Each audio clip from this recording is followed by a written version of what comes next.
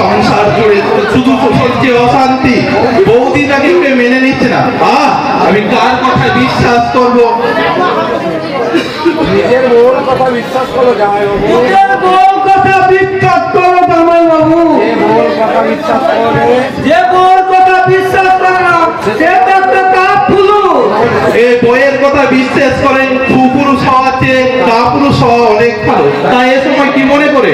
হে ঝটকা, এই ঘরটা আমার দিদির বাড়ি আসবো, তাতে আমার খবরটা কোথায়?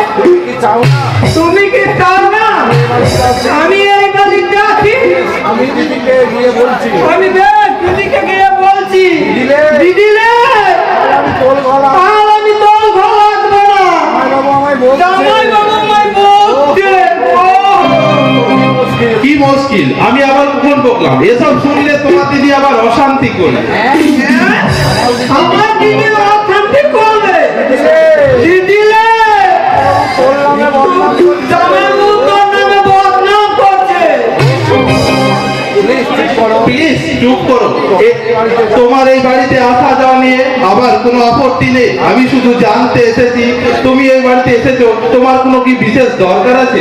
আছে তো, আছে তো, দরকার না থাকলে এমনি এমনি আসি। দরকার না থাকলে এমনি এমনি আসি। দরকার কি দরকার?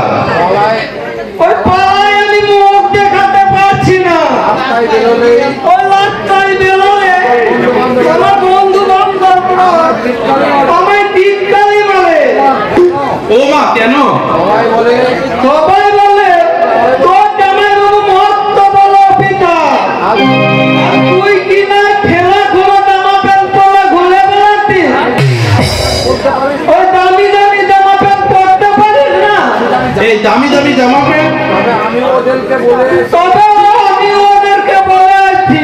কি বলেছো? কি বলেছো? বলেছি বলেছি জামাইবাবু কি যা তার লোক না, আমার যেমন কি যাতা নাকি কত বড় অফিসার। সে মস্ত বড় অফিসার।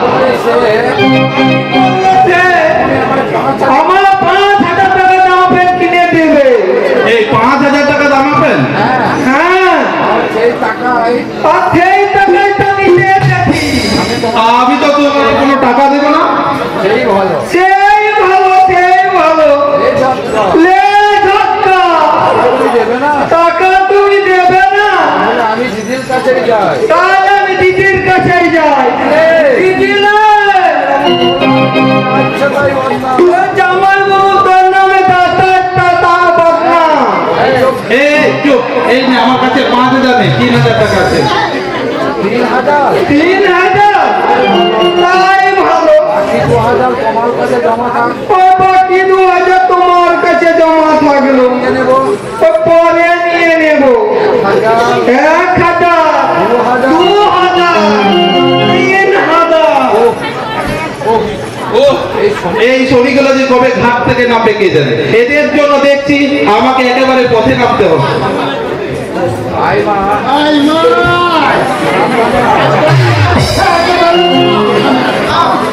দেখি দেখি এ কি এ এমন করছে কেন?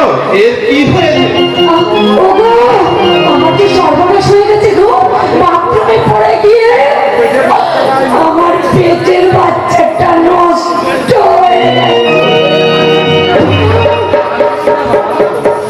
কাঁদিস না মা, বাচ্চাটা গেছে, ওই বাচ্চাটা গেছে যা, তুই তো বেঁচে গেছিস। তবে প্রথম তবে প্রথম বাচ্চাটা নষ্ট হয়ে যাওয়ার পরে বাবাদের মনে বোধহয় খুব কষ্ট পায়। কিন্তু এমন অঘটন ঘটলো কেমন করে? অঘটন নয় গো, এটা পুরো চক্রান্ত। চক্রান্ত? হ্যাঁ, চক্রান্ত চক্রান্ত চক্রান্ত করে তোমার বন্ধু বাথরুমে একবারে সাবান ছড়িয়ে রেখে দিয়েছে, আর সেই সাবানে পা পিছলে পড়ে গিয়ে আমার পেটের বাচ্চাটা নষ্ট হয়ে বলিস কি রে মা? আমার কি সুন্দর করে যা কাঁদছে। আমার বৌদি কখনোই এমন কাজ আবার বৌদি কখনো এমন কাজ করতে পারে না। পারে গো পারে, অনেক কথা আমি তোমাকে বলিনি, কারণ তুমি বিশ্বাস করবে না বলে। বিশ্বাস করো বা না করো, সব বল। কবে কি ঘটেছে সব খুঁজে খুঁজে বল। কি আর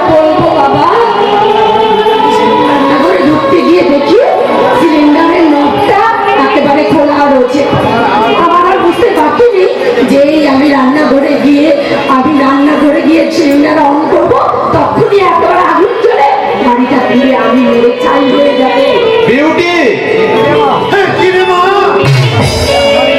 এ কথা শুনে আমারই যে চোখ কাঁপছে। না না, তোর এই ঘরে আর থাকা চলবে না। ও বাবাজি, তুমি বলবে বিউটিকে নিয়ে আলাদা হয়ে যাও কোথাও চলে যাও। অসম্ভব। যে দাদা আমাকে কুলে পিঠে করে মানুষ করল, সেই দাদার দুধ দিলে আমি দাদাকে ছেড়ে আলাদা থাকতে পারবো না। হ্যাঁ, অত সব পুরনো কথা নইলে চলবে বাবাজি। আজকালকার এই ছেলে বাবাকে দেখে না, আমি দাদাকে ছাড়ে না।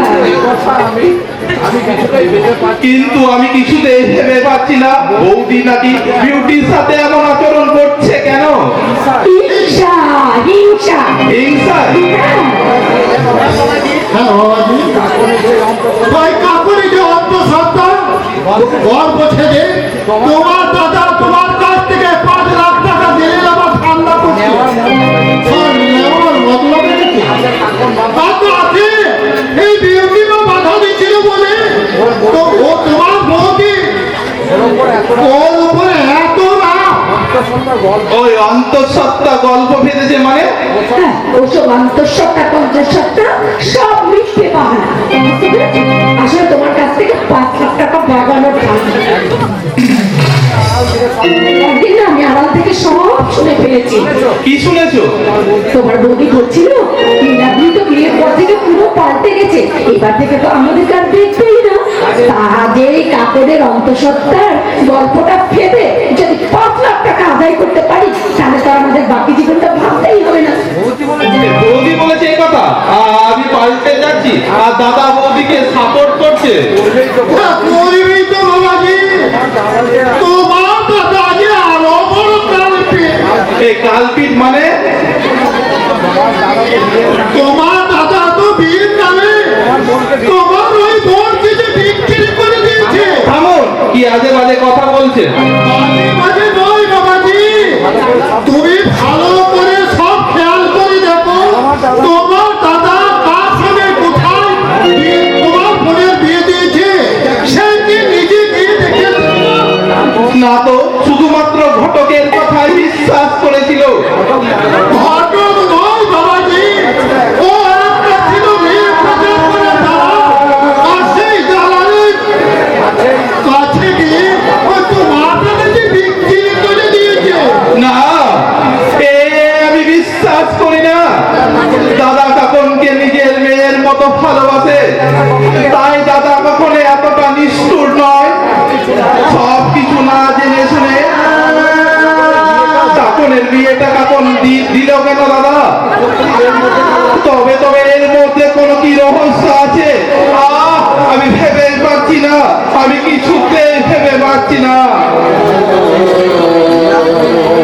ওই রাত্রির মনের মধ্যে ওই সাইক্লোন বেঁচে শুরু হয়েছে, আর মনটা একেবারে সেই পেট্রোলের মতো একবারে এই সুযোগে তো তোকে কি বললে বাবা? আমি হচ্ছি বাঁকা পাগলি, আমি কিন্তু বাঁকা হয়ে চলি, কিন্তু কথা বলি। তাই তো আমি এখন কি করবো? বলি কি ওর মনটা শান্ত করে দেবো না একটু খুঁচিয়ে দেবো? না, আপাতত বড় আমি ওর মনটাকে একটু শান্তই করে দিই। এই এই শোনো না, তুমি এমন করে যখন তোকে মন খারাপ করো কেন বলো তো? তোমার যদি মন খারাপ হয় আমার কষ্ট হয় না, বুঝলে? বলো না। বিউটি, আমার হিসাব বোধহয় গরমিল হয়ে যাচ্ছে। আমি নিজের কাছে একটু একটু করে হেরে যাচ্ছি বিউটি। আমি তোমাকে কিছু দিই, আমি তোমাকে জিতিয়ে দেবো। এবার এসো আমরা দুজনে মনটা নিয়ে একটু কানামাছি খেলি। বিউটি, এসো আর বলবো মধুরাতে এসো দাদারাই কাছে, এসো না বুড়ি কাছে এসো।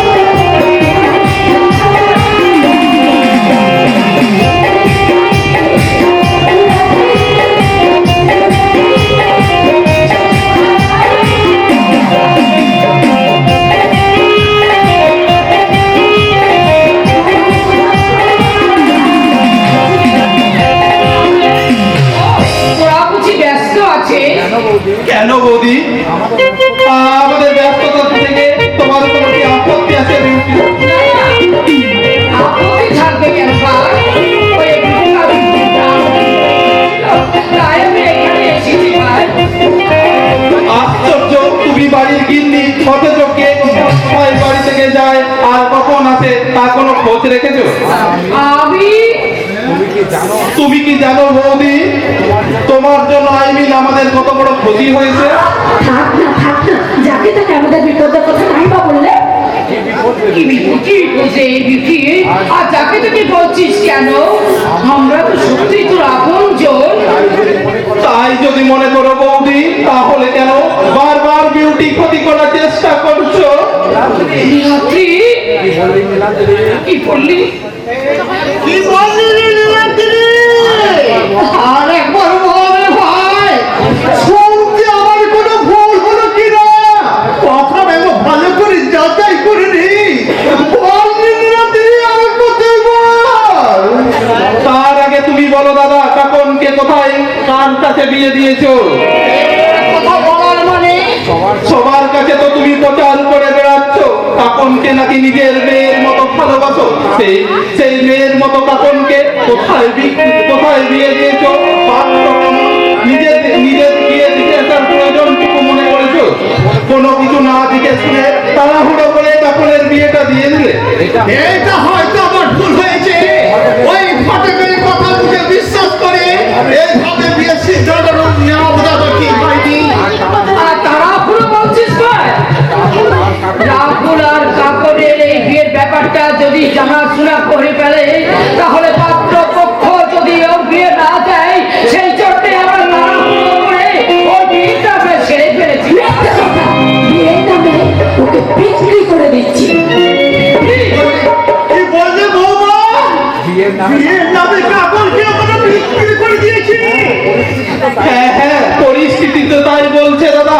আজ পর্যন্ত কাকনের কোনো খোঁজ পাওয়া যায়নি। নীলাদ্রি এই কাকনকে মোটা টাকার বিক্রিও করেও মোটেও তোমার লোক মিটেনি। শেষে সেই কাকনের অন্তঃসত্ত্বা খবরটা রটিয়ে সেই কলঙ্ক ঢাকার বাহানায় আমার কাছ থেকে 5 লক্ষ টাকা আদায় করার মতলব এটেছে। নীলাদ্রি, এই হতভাগা, তারপর থেকে মুখে যা আসছে তাই বলে যাচ্ছে। আর একটা কথা বলে। খবরদার, আমি তোমার চেয়ে ছোট হতে পারি কিন্তু দুর্বল নয়। তাই তো তোমাকে আমি শেষবারের মতো সাবধান করে দিচ্ছি, আমার উপরে হাত উঠানোর চেষ্টা করলে তোমার এই হাত আমি ধরে মুখে ভেঙে দেবো। দাদার গায়ে হাত তুললে ও তোমার গায়ে হাত তুলবে গো বড় বউ। ও তোমার গায়ে হাত তুলবে। আজ আমাদের নীলাদ্রি অনেক শক্ত সমর্থ হয়ে উঠেছে হাত দুটো। তাই তুই ওর হাত দুটো দিয়ে আমাদের দুর্বল হাতটাকে মজরে ভেঙে দিতে পারবো না বউ। মজরে ভেঙে দিতে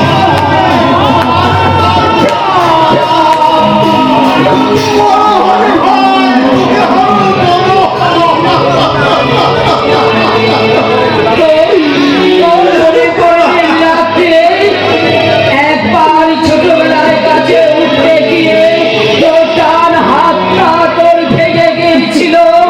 সেই কি যন্ত্রণাতে করে দিয়ে তোর দাদা ওই কচি হাত দুটোকে বুকের মধ্যে জড়িয়ে পড়ে তোর দাদার সেই জায়গাটায় ভেঙে সেই কথাই তুই ভুলে গেলি।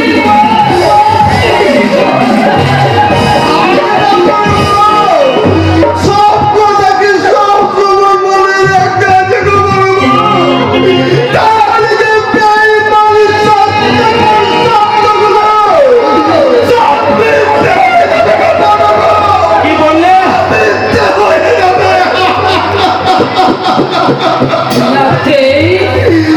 নীলাদ্রি, তুই আমার সম্বন্ধে যা কিছু ভাবতে পারিস রে ভাই। ওরে আমার কোনো আপত্তি নেই। তোকে একটা অনুরোধ করছি রে ভাই। আমাকে তুই 5 লাখ টাকা ধার দে। আমি সুদ সমেত তোর সব টাকা শোধ করে দেবো। আমি হাত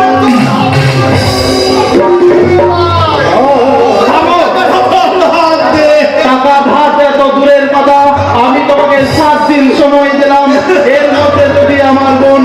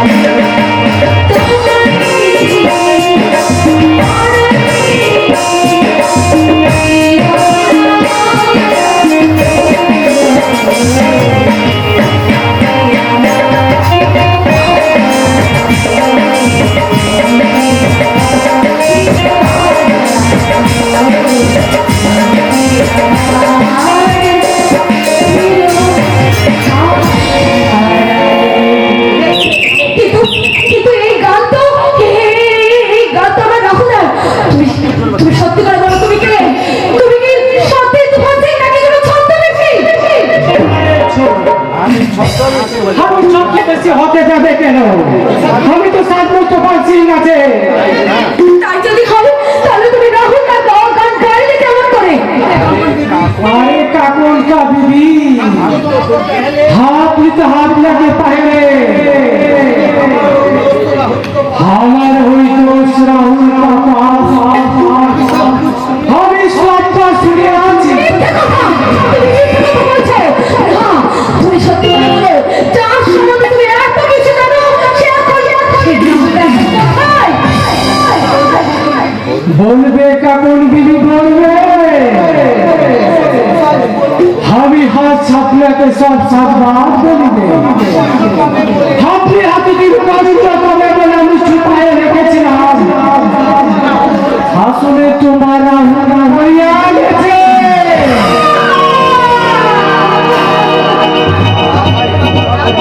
আমায় তুমি ক্ষমা করো কাকু আমার খুব ইচ্ছা করছে তোমার বুকে ঝাঁপিয়ে পড়ে চিৎকার করে বলতে আমি মরিনি কেমন আমি একদূরে বেঁচে আছি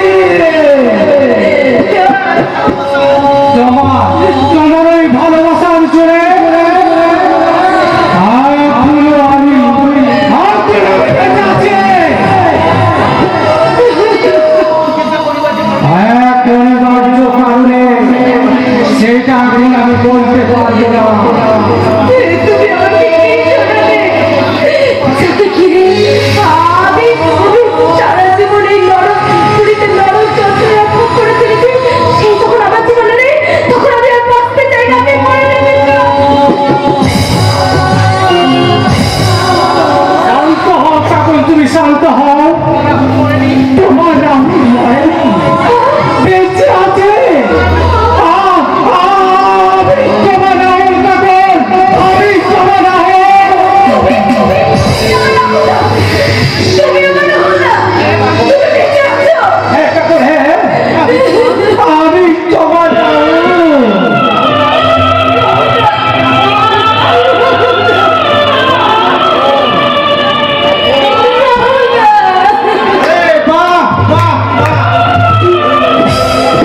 हमारे प्यार तुम्हारे दुनिया को क्या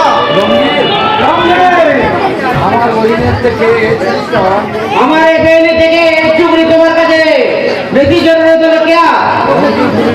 রঙ্গিল তুমি ভুল করছো खामोश तुम हमारे साथ गद्दारी করেছে তো আমার আসল পরিচয় আমি আমার বাপকে জানিয়ে দেবে না, যাও যাও রঙ্গিল তুমি যাও যাও তোমার বোনের প্রেমে আমি সাহায্য নেই বলে তুমি বদলা নিতে পারো তুমি গোপন পরিচয় পাস করে আমাকে মৃত্যুর দিকে ঠেলে দাও তাতে আমার কোনো ক্ষতি নয় কিন্তু যাকে আমি অনেক আগে থেকেই ভালোবেসেছি সেই কাকল ছাড়া আমি তো অন্য কাউকে ভালোবাসতে অন্য কাউকে ভালোবাসতে পারবো না রঙ্গে क्या बोला दो এই কাকুন এই যখন যে তোমার ওই পেলাম হ্যাঁ দাদা, দুর্ভাগ্যের চক্রে পড়ে আমি জীবন থেকে হারিয়ে গিয়েছিলাম। এখন আবার ঈশ্বর আমাদের এক করে দিয়েছে যখন তখন এই সুযোগটাকে তুমি নষ্ট করে দিও না দাদা, সেই সুযোগটাকে তুমি নষ্ট করে দিও না দাদা। সেই তুই যখন আমাকে দাদা বলে ডেকেছিস তোর হাওর কম তোর কোনো ক্ষতি হতে দেবে না রে আরে জরুরত হলে আমি আমার জান দিয়ে তোর জান বাঁচাবে রঙ্গিল তুমি কাকুন যে এখানে আছে তোমার কাকুন আরে তোমার এই কাকুন যে এখানে আছে এই খুশ খবরটা তুমি আমার কাছে ছুপাই রেখেছিলে তো কেন কেন তো কেন আমি নারাজ হয়ে তোমার তুমি আপনাদের প্যারে দুর্মানি করবে বলে না রঙ্গে না হাত ছোট করে আমি তোমাকে দেখিনি বিশ্বাস করো আমার পরিচয়টা আমি কাকুনকে জানতে জানাইনি এক একটা এমন পরিস্থিতি ঘটে গেল যে আমি জানাতে বাধ্য আর দেরি কেন দেবো? তো আজ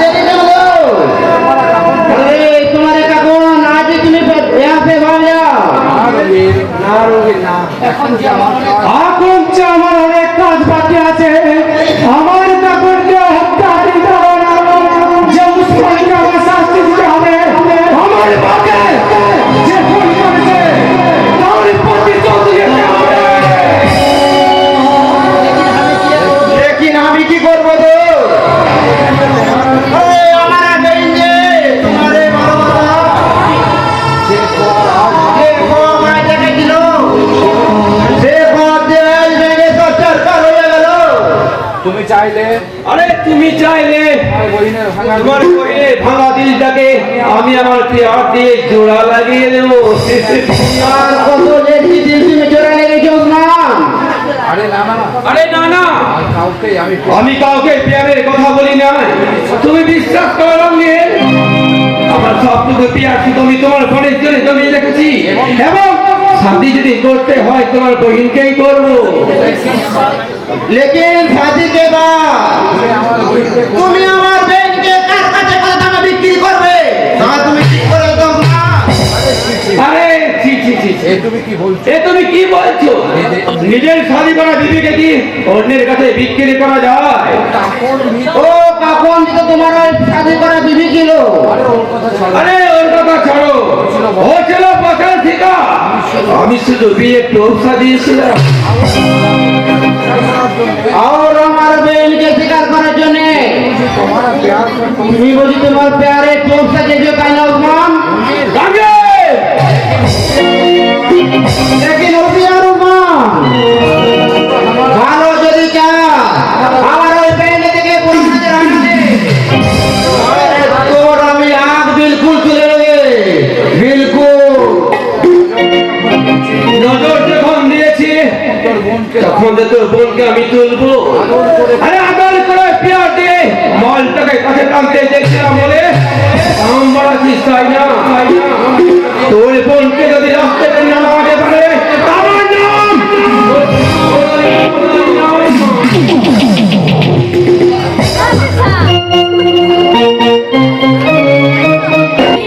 রোহনকে মদের সঙ্গে বিষ মিশিয়ে মেরে ফেলার চাপ দিচ্ছে, কিন্তু আমি তা কেমন করে পারবো? ভালোবাসার অভিনয় করতে গিয়ে আমি যে সত্যি যদি রোহনকে ভালোবেসে ফেলেছি, তাই তো রোহনও আজ আমাকে পাগলের মতন ভালোবাসে। একটু চোখের আড়াল হলে অমনি এসে আমাকে বলে, রূপসা, রূপসা, আরে কোথায় গেলে তুমি? আচ্ছা কোথায় যাও বলো তো? সেই কখন থেকে আমি তোমায় খুঁজে বেড়াচ্ছি। কেন মশাই, আমাকে চোখের আড়াল করতে মন চায় না বুঝি? কি করে করবে? তুমি যে আমার চোখের তারা। কিন্তু একদিন আমিই ছিলাম তোমার চোখের বালি। সেই দিন কি জানতাম যে তুমি হবে আমার ভালোবাসার কুসুম কলি? তুমি বিশ্বাস করো রূপসা, প্রথম প্রথম তোমাকে আমার শত্রু বলেই মনে হয়েছিল। আর এখন কি কিন্তু এখন কি মনে হচ্ছে? এখন তুমি আমার বন্ধু, তুমি আমাকে নতুন করে বাঁচার প্রেরণা দিতে এসেছো রূপসা। তাই বুঝি? তাই বুঝি? হ্যাঁ রূপসা, তোমার ছোঁয়ায় আজ আমার জীবনটা অনেকখানি বদলে গিয়েছে রূপসা। মৃত্যুর মুখ থেকেও তুমি আমার সুস্থ জীবনের পথে ফিরিয়ে এনেছো। তোমার এই ঋণ আমি জীবনেও কখনো শোধ করতে পারবো না রূপসা। না, না। কখনো না। তুমি আমার কাছে ঋণী নয়, ঋণী তো আমি তোমার কাছে। কারণ আমার মতন একটা দুস্থ মেয়েকে তোমার মতন একজন আমাকে ভালোবেসেছে, এটা যে আমার জন্ম জন্মান্তরে এরা উপহার গো। I love you Rupsa, I love you. একদিন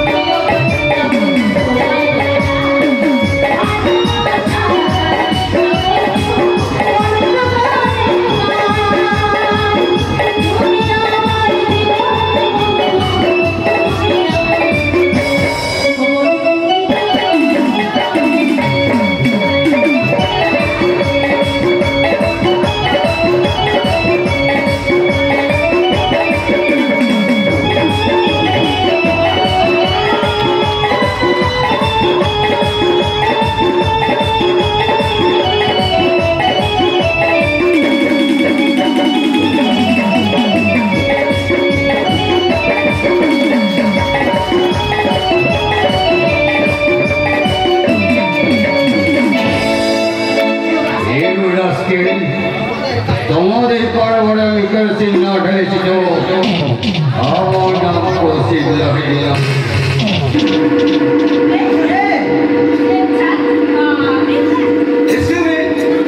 আরে তোমরা দেখছি এখন ব্যস্ত আছো, তাহলে আমি কি পরে আসবো? আরে না না, আসুন আসুন, বলুন কি বলতে এসেছেন বলুন।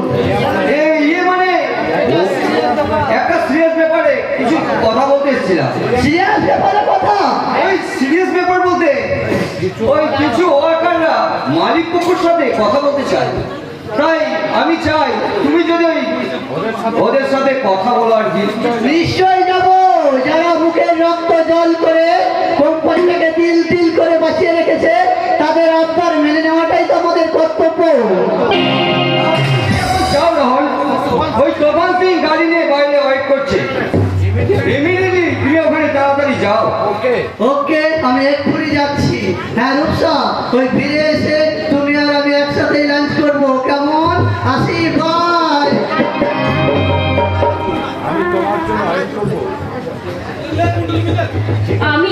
আমি তোমার জন্য ওয়েট করবো। দাঁড়াও রূপসা, কি উদ্দেশ্যে তোমাকে এখানে আনা হয়েছে সেটা কি তুমি এত সহজে ভুলে গেলে?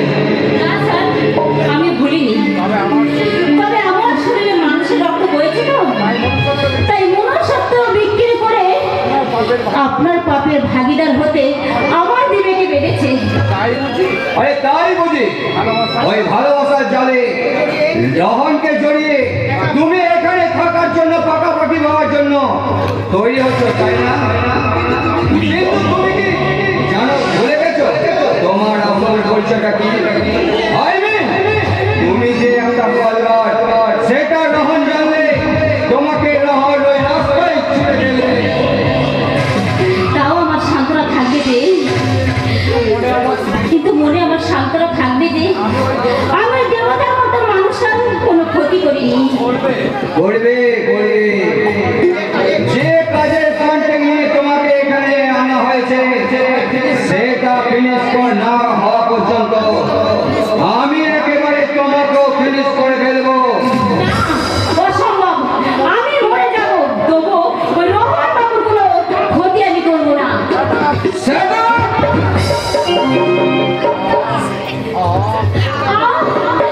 এত বড় সাহস, তুই আমার সাথে বেঈমানি করিস? এই নে,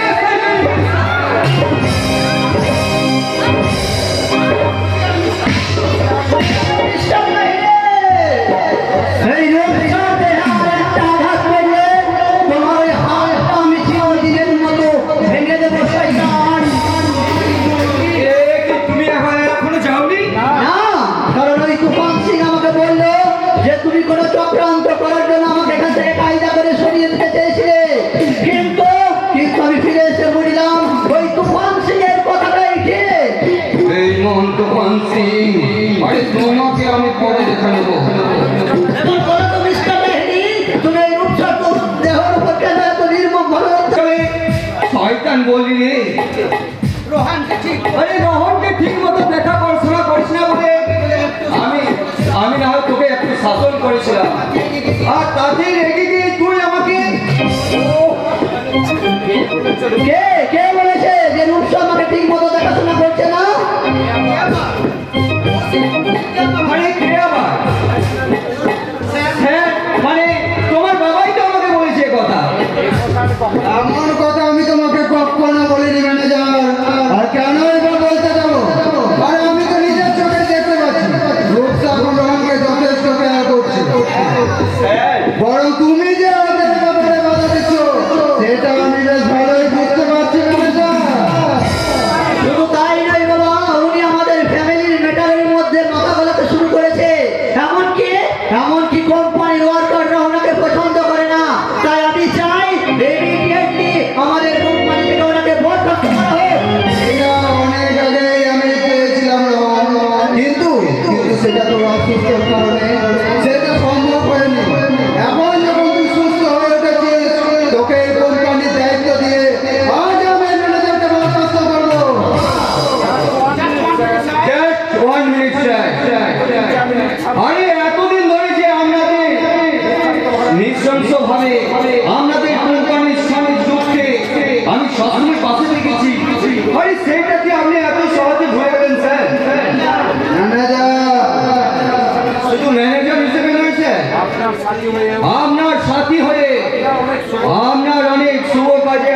কাজে আমি সবসময় আপনার পাশে থেকেছি স্যার, সেইগুলোকে আপনি এত সহজে ভুলে গেলেন। তার মানে আরে শুনুন, আপনার দাদার আসল নিরুদ্দেশের কাহিনী একমাত্র সাক্ষী কিন্তু আমি স্যার। আর আপনার বৌদিকে যে আপনি খুনটা করেছেন সেই প্রমাণ স্বরূপ কিন্তু আমার মোবাইলে রেকর্ডিং করা আছে। এখন শুধু আপনি আমার লেটারটা তৈরি করুন, আর আমি আপনার উপর করে কেরোসিন ধরার জন্য তৈরি হচ্ছি স্যার। এটা তুমি কখনো করতে পারো না ম্যানেজার। কি হলো বাবা, উনি তোমায় কি বলে গেলেন? তবে কি আজই তুমি ওনাকে এই কোম্পানি থেকে বরখাস্ত? আরে রহন, ইচ্ছে থাকলে আজ আমি সব কিছু করতে পারবো না। আমার কিছু কর্মের কুফল আজ আমার সব ক্ষমতাকে গর্ব করে দিয়েছে।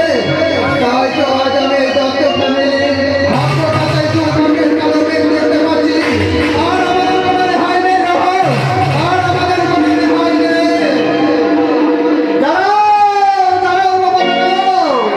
কেন তুমি হঠাৎ মিস্টার লাহিড়িকে এত ভয় পেতে শুরু করলে? তবে কি ওই মিস্টার লাহিড়ি?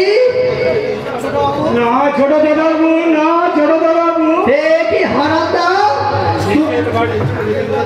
আমি দেশের বাড়ি যাবো। দেশের বাড়ি? কিন্তু কেন? অনেকদিন এই বাড়িটা আমি কাটাবো, আর ভালো লাগছে না, তাই ভাবছি বাকি জীবনটা দেশের বাড়িতে দিয়ে কাটাবো। কিন্তু আমি শুনেছিলাম ওই দেশের বাড়িতে নাকি তোমার আত্মীয় স্বজন কেউ নেই। তাহলে ওখানে গিয়ে তুমি কার কাছে থাকবে হারামদা?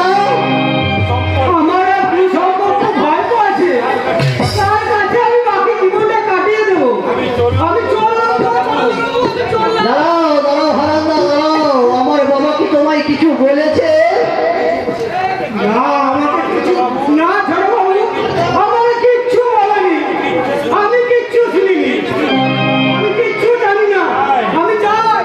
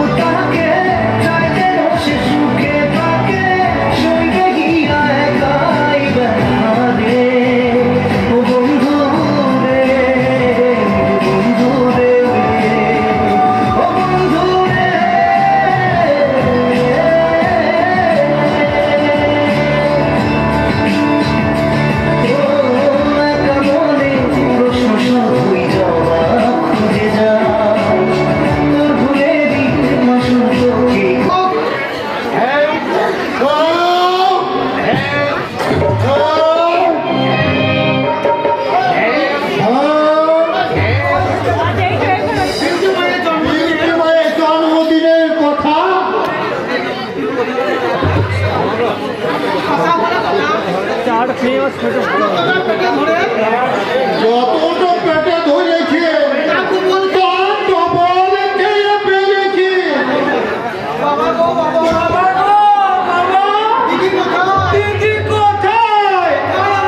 কোথায় আবার হয়তো কেসটা সামলাইছে।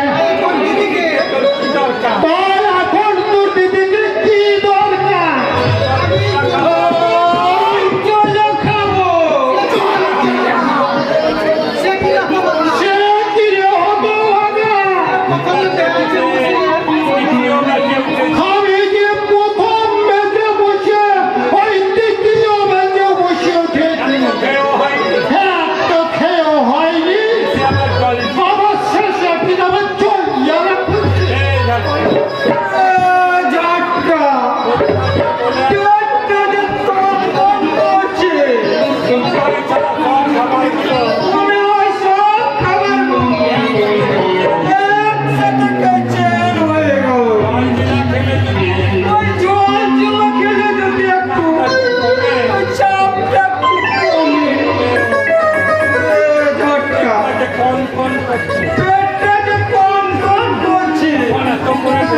তখন হারামজাদাকে এত করে বললি, ভাল বেশি খাস না।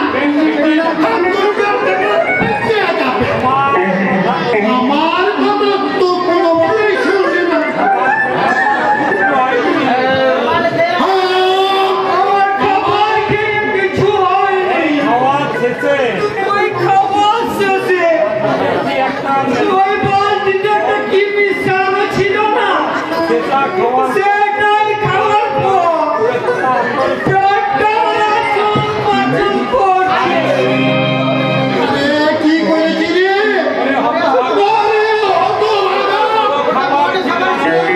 খাবার ছিল না, ওই তোর সাবান গুলো, ওই হাত গুলো জল। আমি সাবানগুলো জল খেয়ে ফেলেছি। এর জন্যই বুঝি গন্ধ করছে।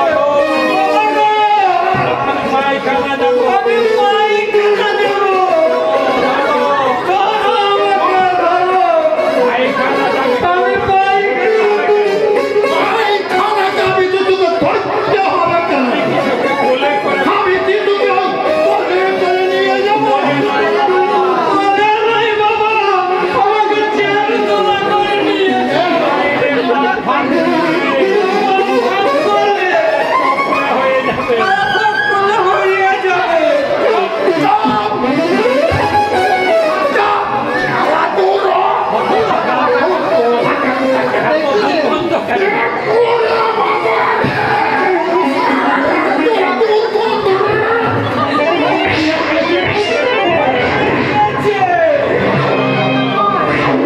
অল্প হয়ে গেছে।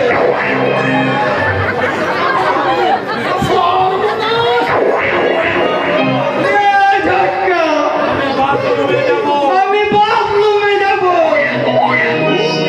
কে আমায় নিয়ে যাবে? দাদা, বাথরুম। ও কাকা, বাথরুম। এই হারামজাদাকে কম করে খা। তোর কথা আগে বলে ছিল। বলে, আমি এই বুড়ো হলে আমার মতো তোর এখনো হাজম শক্তি আছে? কি হলো বাবা? আরে কি হলো বাবা?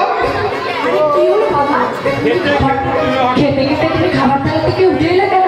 রান্না ভালো হয়নি বুঝি?